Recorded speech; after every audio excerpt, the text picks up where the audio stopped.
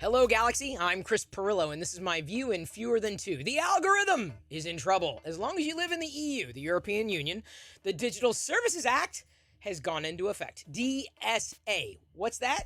Well, it's effectively nerfing the algorithm. And I hate the algorithm. The algorithm. This programmatically controlled feed that controls what you see to optimize the time that you spend in any given app, potentially violating your privacy.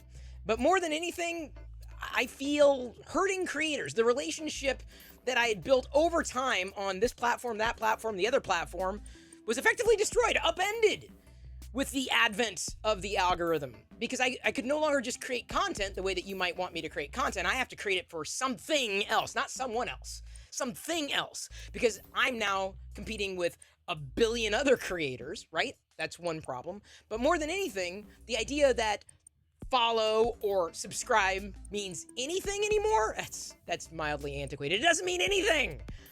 I don't care if you follow me. You're probably not going to see the things that I publish, even if you did, because of the algorithm. So good on the EU. You may disagree.